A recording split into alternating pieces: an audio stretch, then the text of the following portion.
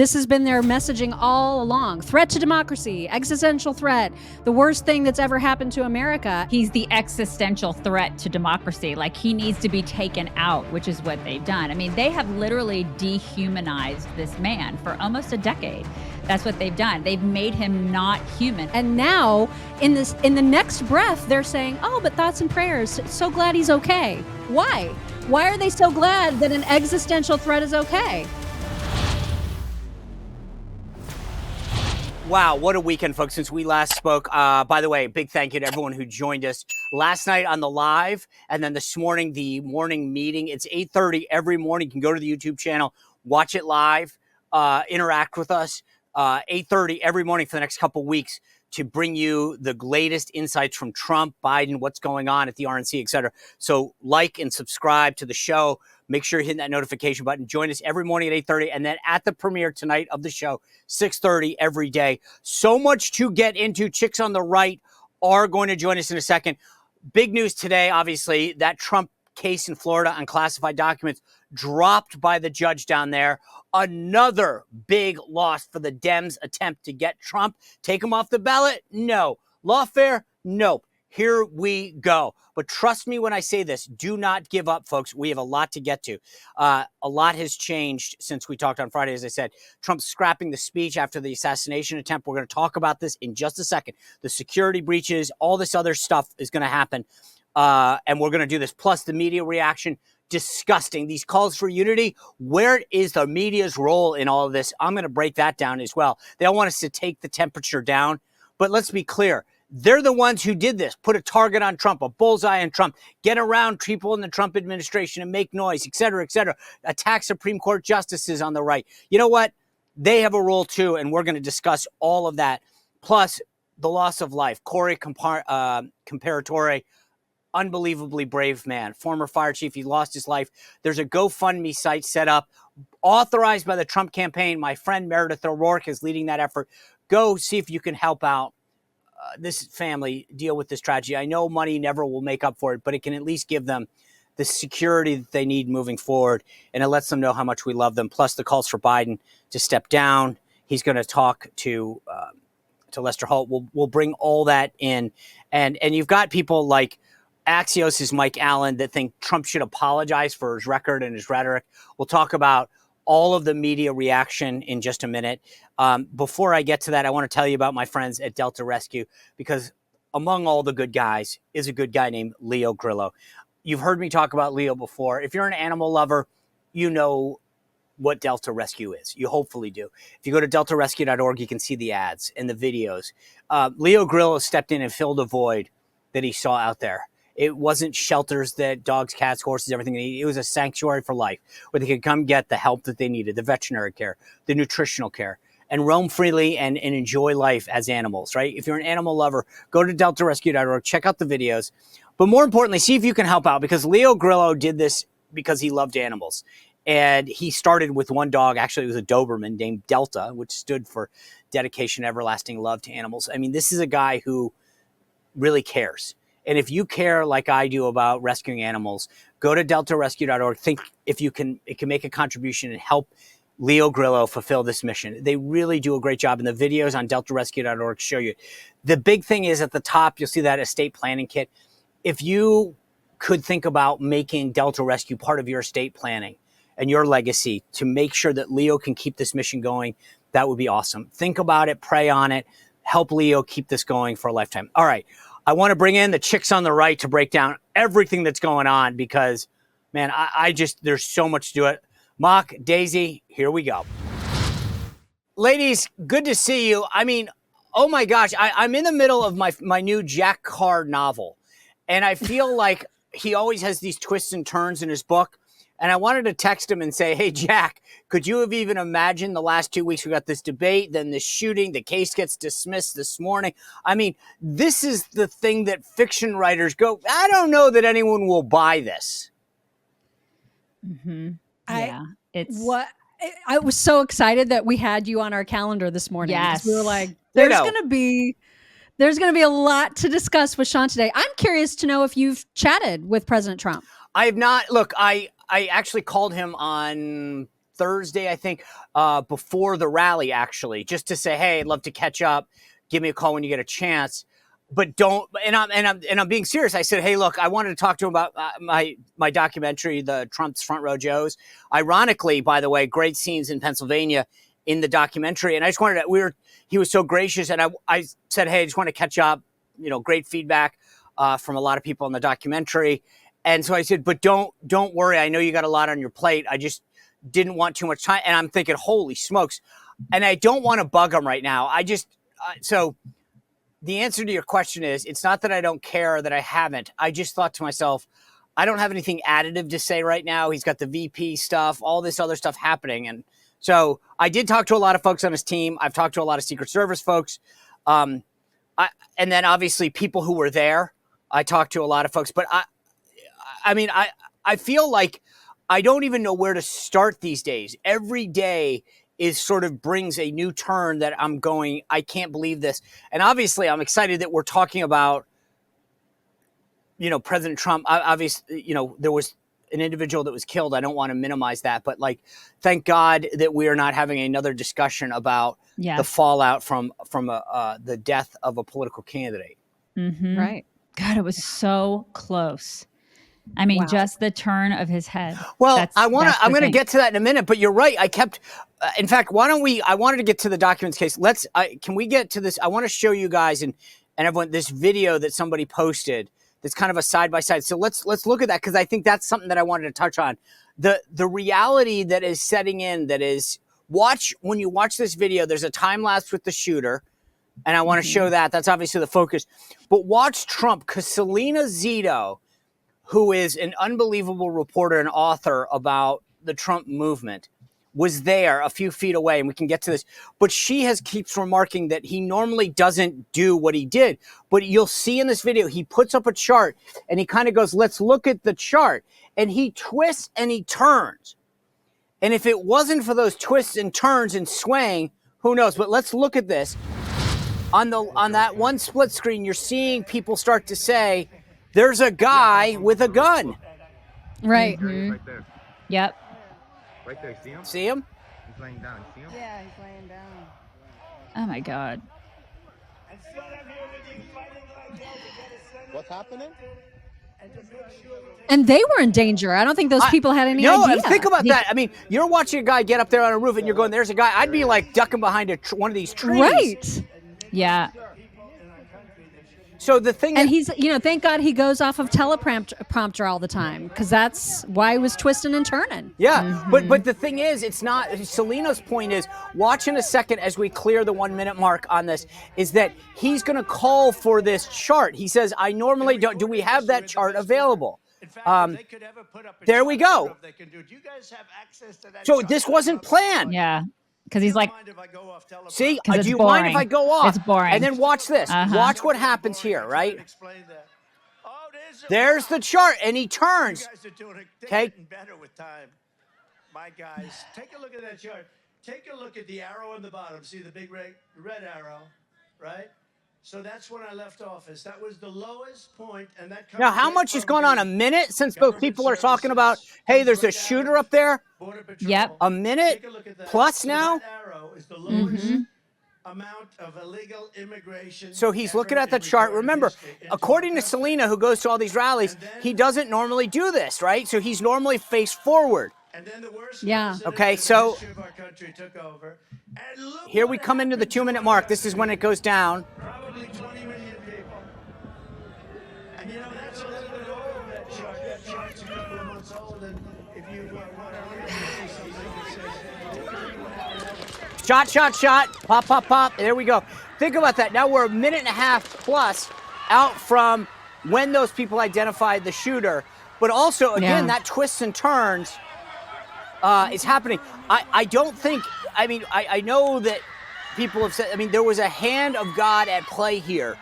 Without question. Because that was not part of the script. He says, do you mind if I go off teleprompter? Do you have that chart? Had that not happened, who knows where that shooter was inciting that rifle? Was he, did he have him on and suddenly he twists and turns? I just, look, I don't want to spend the rest of the show going down this, but give me your layman view of what I look, I've been on the phone the last day and a half trying to talk to people high up in security world, some former Secret Service, and saying, guys, how did this happen? And what I keep getting is there was a communication failure that like, Right. Oh, right. I mean, this is like the next 9/11 where, hey, guess what? We all weren't talking. No kidding. yeah, there was a lot of ineptness. And there's so many questions that need to be answered. And they need to be answered quickly. Because if they're not answered quickly, then people, what I do, I mean, I'm one of those people, I'm going to try to answer them myself. Yeah. You know, which is not the best thing to do when you don't have clear information. And these people work for us, Sean. I mean, they're our employees. So they need to be giving the American people answers. Well, and the fact that they're not is kind of terrifying, right? Everything seems so cagey already. Right? They had a press conference and said nothing. Right. They did. You're absolutely right. They said nothing. I mean, and the top dog feels like she doesn't need to resign, which I'm just like, how do you not feel immense responsibility for what happened such that you're resigning, or that Joe Biden isn't firing her? I mean, this is a no-brainer that needs to happen. Yeah, Mayorkas at the very least should have, but when Mayorkas, because he should have been fired a long time ago, since he's not like doing it, Joe Biden absolutely should fire Cheadle without question. But don't you find it conspicuous that where is Mayorkas in this conversation? The Secret Service reports to the Secretary of Homeland Security. He has been conspicuously absent. Now, I get it. I would duck too if I were him. But the idea, and I'm being serious, like I'd be like, oh my God, what happened? But if I were, I mean, look, I hate to say this. I've been in D.C. long enough that this is where the blame game and the finger pointing starts. Mayorkas, if, I can expect him to throw Secret Service under the bus. They're going to throw local law enforcement under the bus. But Mayorkas has just been gone. And no one's even saying, hey, he's going to brief or here's where he is. Why is he getting away with being silent? Well, he was at the earlier afternoon yesterday presser or whatever that Joe Biden had. Like his first appearance yesterday, it was Kamala standing next to him along with Merrick Garland and Mayorkas. They were all standing next to him, but they didn't speak or anything, but he was there. So he had a presence. But you're right. He said nothing, and it's unacceptable. Well, he's just an epic failure on every level. So I don't expect him to do anything or be held accountable, because he's not been held accountable for the border. He's not been held accountable for anything. I don't expect any of these people to be held accountable, because if you're in the federal government and you screw up, what we've learned as American citizens who pay their salaries is nothing happens. Absolutely nothing happens is what we've learned. All right, folks, we've talked about everything that's going on with the Democratic agenda with Biden. They are now saying at the IRS that with the money and the agents, 50,000 agents that they've gotten, that they have recovered over $1 billion. The government has. The government has gotten $1 billion already from the 50,000 new agents that the Democrats funded. They're coming after you. I don't mean to be alarmist. It's a fact. They're not sitting around Washington scrolling on their phones. They got a mission to bring in a lot of money. And that means if you owe money, personal, business, 10,000, 10 million, it doesn't matter. This is not a cost benefit analysis they're doing. They're going after people and they're squeezing you. They're going to look through everything in your life to figure out how they can get more money. They don't walk away and go, hey, sorry, we're done. They're coming after you. They're sending around these things called pay up notices. And if you get one, a knock on the door, a notice, a call from the IRS, do not weather that by yourself. Call my friends at Tax Network USA, 1-800-245-6000. Better yet, go to tnusa.com/Sean Spicer. My full name, tnusa.com/Sean Spicer.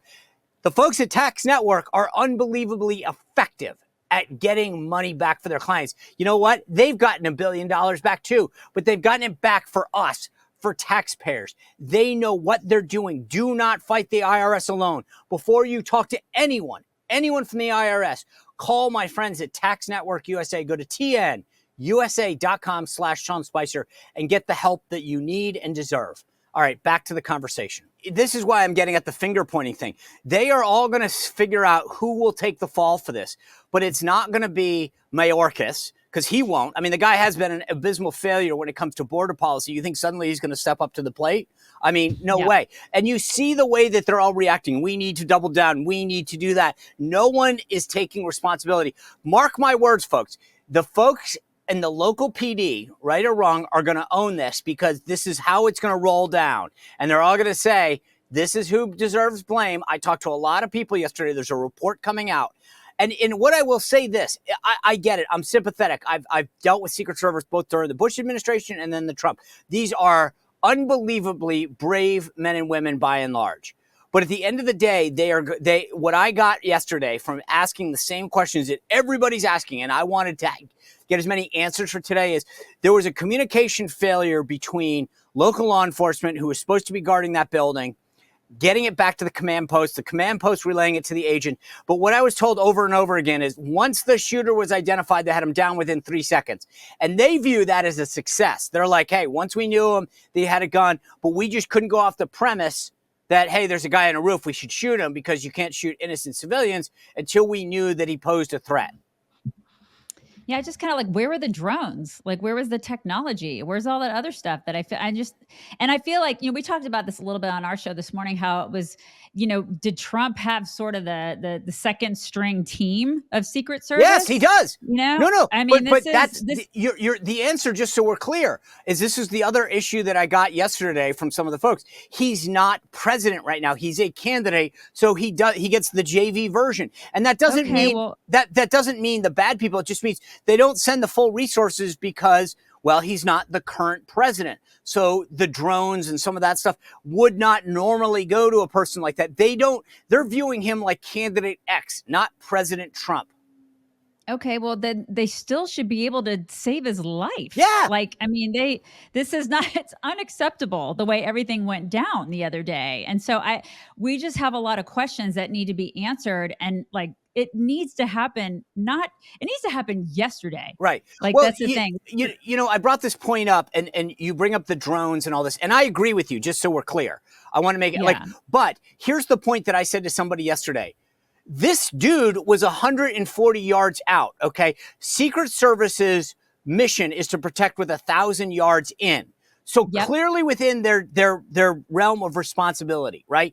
This guy wasn't 1,000 yards out or firing from a drone right? This is a guy that you didn't need a drone. You needed eyeballs. You just needed eyes to see him, just like we showed in that video. When people are yelling at you and saying, there's a dude with a gun on the roof aiming it this way, you don't go, I wonder what he's doing. Yeah, and you don't walk away. Like, I mean, there's law enforcement that was told about it, local law enforcement, at least that we assume, was told about it. And then they were like, well, I'm just going to stand down. I mean, you think that even a local law enforcement officer would be like, I'm going to go up there with my gun drawn and figure out what the hell this guy is doing. I feel like that would be their response, their initial response, their immediate response would be to do that. And we're perplexed as to why that didn't happen. Why don't they do that? The AP reported that he retreated when the shooter actually pointed at him, he retreated. I was like, why would he go? And that may have saved Trump's life, by the way. Drawn? That may have saved Trump's life because the hesitation that he had in sighting that rifle and having to do it so quickly, combined with Trump's swaying and movement, may have absolutely saved Trump's life, right? But that doesn't negate the point that you're making, which is why didn't that officer still take a defensive position and say, I just got shot, I got aimed at, I'm taking a shot. There's no question he would have been justified to do that. Absolutely. And the fact that the AP is reporting that he retreated when a gun was pointed in his direction, like that contradicts everything about his job role, his actual responsibility. He should have been going up there knowing everybody's screaming. There's a guy on the roof with a gun. His gun should have been drawn and ready to fire. So when the shooter turned and looked at him and aimed at him, boom, you take him out. And it goes back to the questions. You wonder, like, this kid, we don't know a lot about this kid, this noodle-armed, freak 20-year-old who was capable of this, who got up and was able to do this. And then, we're thinking to ourselves, okay, so other countries, like other world leaders are looking at this going, this kid, this weakling little kid was capable of doing this. How did this happen? So we have questions about that. All right, guys, we never know when something unexpected is going to happen. If anything, we've learned that this weekend. And you know what? I hate to say it, but I want to be more prepared than less. And that's why I've got a Patriot Power Generator 2000X right here in my house. I don't know what's going to happen or when, but I do know that I'm prepared because I've got it. And if you go to 4patriots.com/Spicer, you can be too. Here's the cool thing. The Patriot Power Generator 2000X runs on a solar panel that comes free with it. That means you do not have to worry about figuring out where you can get gas. If you live somewhere rural or remotely, or you have to worry about where your gas station is or whether it will be open, or you don't want to run back and forth every couple hours, then this is something you need. The Patriot Power Generator 2000X is completely portable. It can be brought remotely to a friend's house, to a family member's house.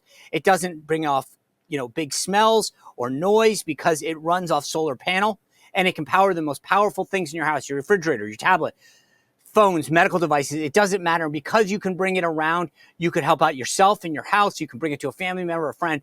Do not wait for an emergency. Go to 4patriots.com/Spicer right now and get your Patriot Power Generator 2000X and the free solar panel that comes with it. All right, let's get back in the conversation and keep rolling. This gets back to like the debate, right? Which is, it's not just politically. Like I had a lot of my friends that are saying, Sean, I know you want Biden to stay in the race.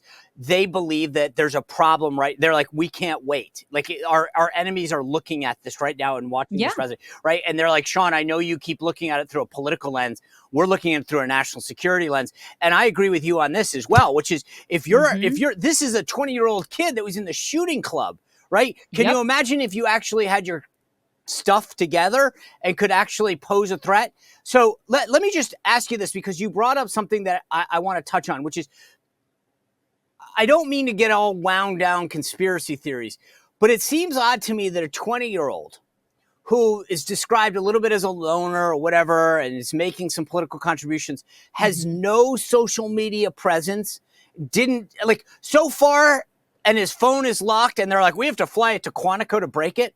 Like, right. Okay, who is this kid? Because I'm sorry, like, I don't know a 20-year-old that's not on some kind of social media. If you're going to go kill or try to kill the leading candidate for president, there's something that doesn't smell right about this whole thing. And I'm right there with you. And then Mark Halperin this morning on our morning meeting call, which everybody can get on at 8:30 in the morning. If you just go to the YouTube channel, we're going to do this for the next couple of weeks, brings up the fact that, and I didn't even think of this, I'll hat tip Mark Halperin, says, it's standard operating procedure for the Secret Service to put the head down of the protectee, right? You don't know if there's more shooters. There's so many things about this that don't seem right. Yeah, I totally agree with you. And that's where my brain immediately goes. Like Mock and I went back and forth this morning. She's like, I think it's just ineptness. And I'm like, I don't know. I have questions. I have so many questions. All the ones that you just raised. We don't know a lot about this guy. It's kind of like we don't know about the Nashville Manifesto chick. Right. There's why is it that some things are suppressed, and then when other people engage in, a horrible shooting, we know everything about that person? That's it. No, I don't get it. Bingo. That's what I'm saying. It's like I'll keep Saturday night. I was like, there's something here, because normally when it's something against the right, when the guy's got like a garage full of guns and he's a right-wing kook, they're like, and in 8th grade, he wrote this, and here's a drawing in 2nd grade when he didn't share his Cheerios. And this guy suddenly has nothing that we know about him. And everybody's like, Biden, again, it was like, we don't know anything about him. And I'm like, and we're sending his phone. What kind of phone does this guy have that you can't unlock it? I guarantee you his password is password. Well, they have his face, they could use his face, even if it's no longer living. They have his face. Just shove it in there and use this face recognition. Open the phone. I know they didn't ask us. Like this is the thing. Why don't they do that? Because I have facial recognition for my iPhone. I mean, if you're dead, it still works. So do that. Right, but this is not hard. That's why, like, there's something where it's like, oh, we're sending it to Quantico. He's got no footprint. I mean, I just. Maybe I watch too much TV, and I actually don't watch that much, but I'm like, what is going on where, like, this is like the Rubik's Cube issue, or like, gosh, we can't get it together.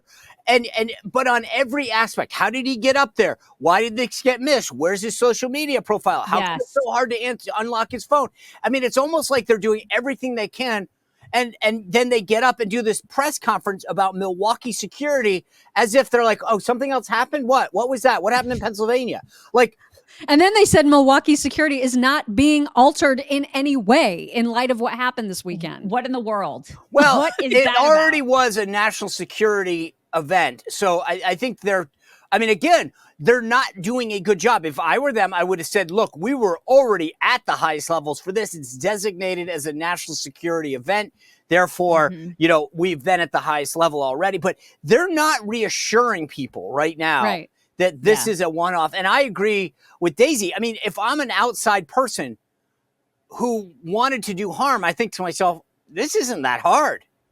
Right. This isn't. Or even if you're a kook, even if you're another kook and you think to yourself, well, I could do that too. Da da da da da. I mean, like, this is not to me, like, this did not inspire confidence that this is going to get stopped. No confidence at all. None at all. And then listen, you add to the mix the fact that, and listen, we are women. Okay. We are all for women being in the workplace. Daisy, do you know how to define that? Because I think you're throwing these terms out. You're just throwing these terms out. Next thing you know, your pronouns are coming. I have the correct chromosomes to be a woman. I promise you. But you're one of them science people. But we love women in the workplace. But when I saw some of the complete just lack of competence of some of the like, let me put my sunglasses on, and then screaming, where are we going? What are we doing? They looked like idiots, some of these women, and they make women look bad. And I had a conversation with my 14-year-old daughter this weekend about how, listen, if you're going to be in the workplace, if you're going to try to be equal with men, be able to do the job or don't do the job. Because why women who are 5'5" or less are assigned to be Trump's physical protecting team makes zero sense. It's ridiculous. Like, the people that are have them go protect Jill Biden. That's fine. But like, there's, the only reason we have that iconic photo is thanks to the girl that's 5'2" that was like, way too short for really Trump's head not to like appear above her. So I guess in one respect, it's good that she was there. But I mean, come on, there's no way that she could actually physically protect him. And there were like 3 women that were assigned to his physical protection. That makes no sense. He is a giant of a man. No, but can I just real quick? I want to is your issue gender or size? Size. It's and a little gender. A little bit of gender. I mean, it's not really, because listen, if there was like a 6'4" chick, 6'3", 6'4" chick who was, badass and could do it, I'm all for it. Right. If you can do the job, do the job. Okay, good. Like, if you can find your holster, Sean, that's great. By the way, good. You got wonderful. Yeah, I'm with you guys. Like, to me, this was a size issue, not a gender issue. But I asked a very senior. I told him I would keep this tight. Someone very senior within the law enforcement community about this incident, because I got a lot of questions about it. I knew this would come up. And the answer that they gave me, I'll keep them gender neutral, was this is a training issue, in the sense that they said at the end of the day, in the most stressful situations, you revert to your training. And that the basics of training for the Secret Service are removing and holstering your weapon.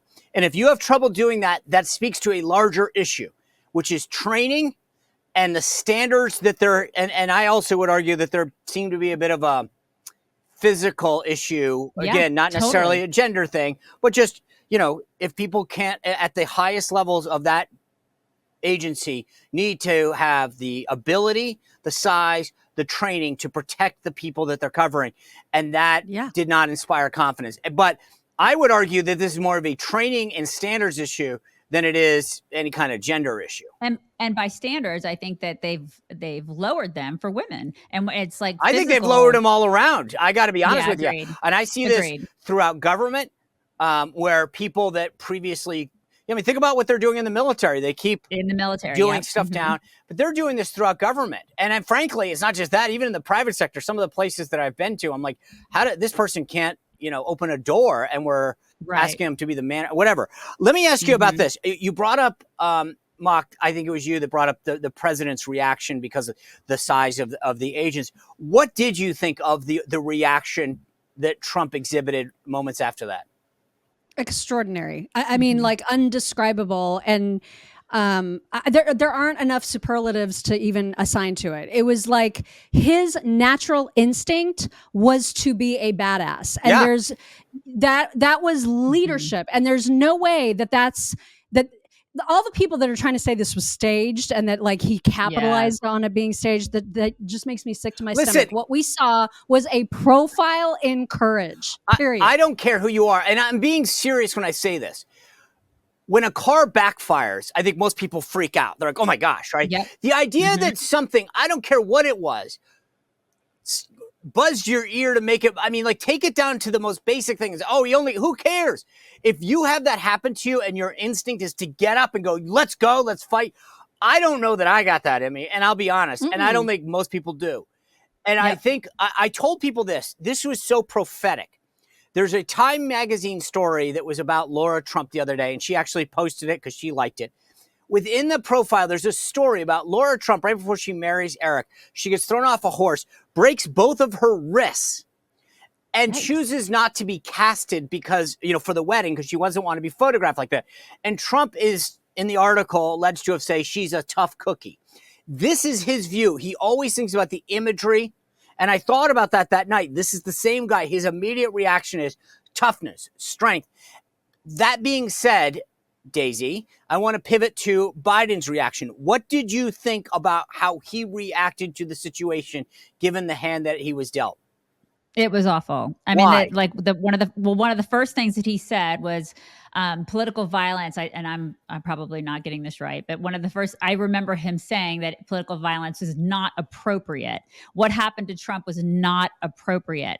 That's something that I would say to my kid about something that she did that, listen, your behavior is not appropriate. That's not how you react to an assassination attempt, saying that's not appropriate. Like he was lukewarm and he was milquetoast, and he's just weak and pathetic, which is how he is in every situation. Okay, write 2 lines from me. If Biden's team called and said, we're stuck and we need you, Daisy, to tell us how do we communicate this effectively, what are the 2 or 3 lines that he should have led with? Oh my God. Well, I mean, first of all, he should have said this is completely unacceptable. And if he was going to talk about lowering the temperature, he should have included himself. He should have said, I'm included in that as well. Thank you for saying that, because I think where he missed the mark and fell short was including himself and saying, I have been guilty of it too. And it's something that the left and the media are so quick to point out with the right. Why aren't they saying this? Why isn't President Trump taking responsibility? I mean, you think back to Charlottesville, which is why President Biden apparently ran for president to begin with. They're quick to point the finger at everyone else and saying that everyone on the right needs to apologize and atone for their comments. Oh my and gosh. Yet he kept talking about we need to do this and not saying, and that includes me as well. I shouldn't have said bullseye on Trump, put a target on Trump. He's a threat to democracy. After a while, if your theme is that President Trump caused January 6th, President Trump incited all of this stuff, then aren't you equally as guilty of inciting things? Yeah. Well, and they're in a pickle now because this has been their messaging all along. Threat to democracy, existential threat, the worst thing that's ever happened to America. And now in the next breath, they're saying, oh, but thoughts and prayers. So glad he's okay. Yeah. Why? Yeah, but you know what? Why are they so glad here's that the an thing. existential threat is okay? You notice how they're getting out of the pickle? Is they're saying, we don't know anything about the shooter's motives. Right. It could be he could have done this for a variety of reasons. Maybe Jodie Foster he wanted to, a la Reagan. Like they're couching this by saying, we're not going to group ourselves in with this because, well, gosh, we don't know the motives yet. So let's not jump to conclusions. Yeah. Well, they can do that all they want, but the fact remains that going forward, they can no longer use that very extreme rhetoric without being called to the mat on it. Right. He's the existential threat to democracy. Like he needs to be taken out, which is what they've done. I mean, they have literally dehumanized this man for almost a decade. That's what they've done. They've made him not human, which is why Melania's response was awesome. She's so classy and graceful and wonderful. And she basically said, my husband is a human being. He's a wonderful human being. And you guys have never recognized him as being so. And so it was just awesome. And I think that is, it's making it turn. So people on the left are having to go, oh my God, he is human. I guess we have to start treating him like a human. Damn. So if you think about how we went into this weekend, Biden was like free falling, right? And trying to figure out, how do I stop the calls? It was drip, drip, drip, calling him to get out of the race.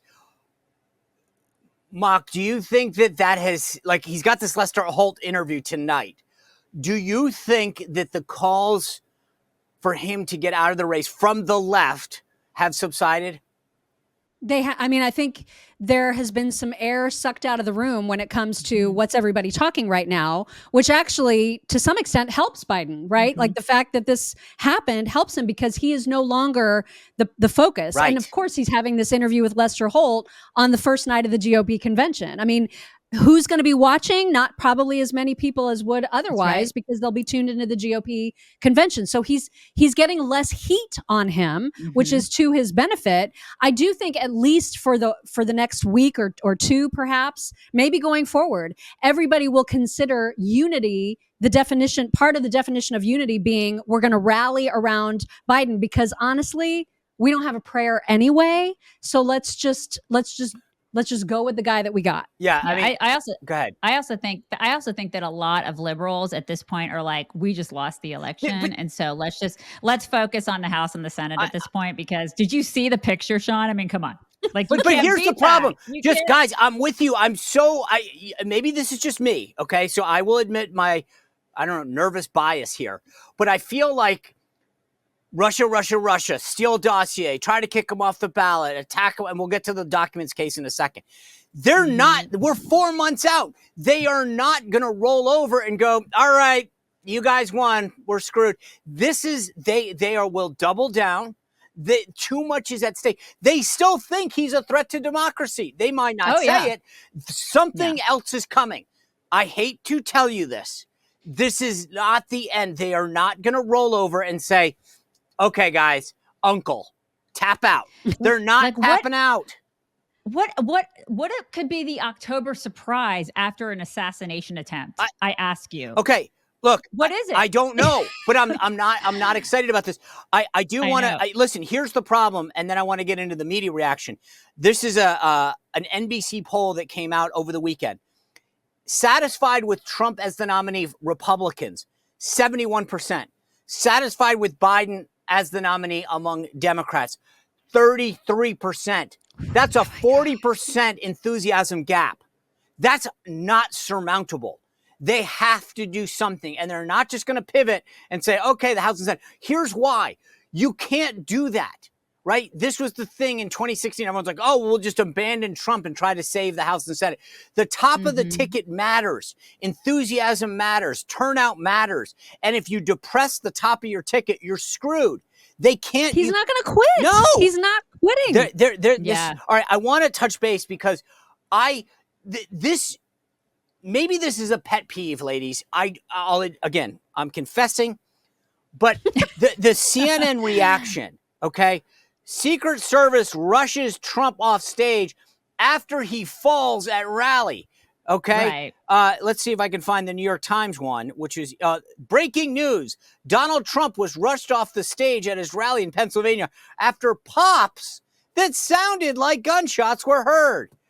Did you see the one that said he was startled by the loud noises? He was startled. He's old man that's startled, Sean. He's startled. Oh my God. Do you understand though? My concern is this. There are people who wake up every day and look to the New York Times and CNN to get, and they go, oh, what are you talking about? Assassination. It was just like a loud noise, like a firecracker went off. Like maybe someone passed gas. I don't know. But this is a joke. This is, and by the way, no admission of their role in this. The media is complicit. And by the way, let me just stand on my soapbox for one more second.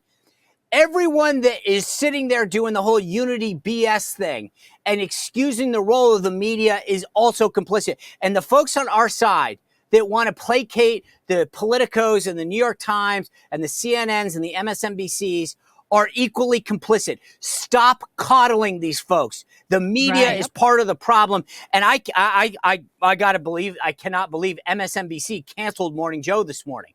They were because of a guest. What was that all about? Or is it just because of everything that's happened? Yeah, like they were scared that they were going to. I want to play you guys. This is Margaret Brennan, by the way. I want to play you 2 clips. First, I want to play you Margaret Brennan. She's the host of Face the Nation. Let's tee it up. I want you to hear how she relayed this because this is important. Our country has been living in a heightened threat environment for some time now. Yesterday's assassination attempt against Mr. Trump confirmed our greatest fears. Last night, we reported on inflammatory statements made by some of our elected or political leaders and some of those who had called for calm. Mr. Trump issued a statement after his traumatic experience, and I noted that his statement did not include a call to lower the temperature. It was not meant as a critique, but rather an observation I made in the moment of that breaking news. Yeah, okay. All right. Now I want you to play you Margaret Raddatz. Remember, it's his fault that he got shot. Totally. Because you know what? There's a target on him. Oh, wait, that's what they say about him. So let's play Martha Raddatz, the genius, the JV crier over there at ABC's this week. Cannot. Also, George, we have to point out, no matter who the shooter, what the shooter's motives were, no matter who the shooter is, you are going to hear conspiracy theories going forward. No question about that. But as you point out those statements from J.D. Vance and Vivek Ramaswamy, of course, President Trump and his supporters have contributed to this violent rhetoric as well. Oh, my God. Absolutely, George. We were just looking back this morning at some of the things that former President Trump has said. He warned last March of potential death and destruction if he were charged by the Manhattan District Attorney. Our country is being destroyed as they tell us to be peaceful. Trump in January warned of bedlam in the country if the criminal charges against him succeeded. By the way, and of course, in March, he said, now, if I don't get elected, it's going to be a bloodbath for the whole. That's going to be the least of it. It's going to be a bloodbath for the country. He had it coming. That will be the least of it. And oh, by the way, it sounds like he actually, maybe I should be looking at this differently because maybe she's right. Maybe we should be praising Trump for saying, hey, you knew this was going to happen. But these guys, this is unbelievable. It's your fault. It's your fault for getting chopped. And by the way, all these Dems, so here's the right. These guys in the House Dems who basically introduced legislation to take Trump's Secret Service detail away, when the right points it out, they go, Republicans pounce on Democrats. Do they not have any role? The media and the left, it's like the right pointed out what the left said, and the right, therefore, is guilty of pointing out what the left said about attacking Trump. Ultimate gaslighting. This is what they do best, Sean. They gaslight and they project. This is like, they're famous for it. But yeah, I mean, when she is an insufferable hag, by the way. She cried when he got elected. But the point in saying this, and the point in bringing this up, is that I know you guys are on every morning. I'm on every night. Guys, if you're getting your news from any of these ABC, CBS, New York Times, CNN, stop. No wonder the country's divided because half of you are getting your information from morons. Which again, I would just like to point out, thank God for Elon Musk, because that is where the news happens in real quick time. And you can be sure that you're getting every possible angle. Yep. Yeah. Because even the day that, listen, when it happened on Saturday, I was like because I was at a swim meet. Mock watched it happen real time. I was at a swim meet in Houston. And so she was texting me saying this is happening. And I was trying to get it on the news. And I got to tell you, it was tough to get it in real time. I had to turn to Twitter to get the information. And that tells you about our American media right there. Mock, last thing I want to just bring up real quick. This documents case today, as I said, they tried to kick him off the ballot, the lawfare stuff. We saw the New York case start to go bye-bye. He should have been sentenced now. They pushed that away. Then this Florida case goes bye-bye. The judge ruling this morning. I think the big political takeaway is, this gets back to what I said a minute ago. Their efforts to really take out Trump are failing, and I worry about what's coming next. I hear your concern and I share it because this is a seismic occurrence. The fact that this case has been dismissed because it was like essentially illegal to have Jack Smith as a special counsel or special prosecutor. Yeah. And so suck it, Jack Smith. I just am so I got a quick breaking news. Apparently Hunter Biden's attorneys are asking that Jack Smith prosecute him. They're asking Jack Smith, please come after us too. I love it. Oh my God. I mean, so dude, great. I think if you don't know Jack Smith, remember, he's the guy that went after Bob McDonald and the Supreme Court vacated that ruling like 9-0. Like his track record. He kind of sucks at his job. He sucks. Yeah, he does. He does suck at his job. But I mean, like, let's get real. They all kind of suck at their jobs. You know, it's just I'm getting used to everybody on that side sucking. At We're their bringing jobs. sucking to a new level, ladies. Fantastic. Well, we don't suck, Spectacular. and we started off really strong this week. Thank you guys for kicking off the week for us. Obviously, a lot to break down all week long with this convention. We're going to analyze the VP pick. We're going to talk about who else is speaking, what Trump's new, how the theme is working, how unification is working. We went live last night. We got the morning meeting every morning at 8:30. Big week ahead. Hit that notification button so you don't miss anything. Thanks for being here. Subscribe on all the platforms, YouTube, Rumble, iHeart, Apple Podcasts, Spotify. We'll see you back here tomorrow. Thanks for joining us today. Well, if you enjoyed this content, make sure to like this video, subscribe, and click the notification bell to get more.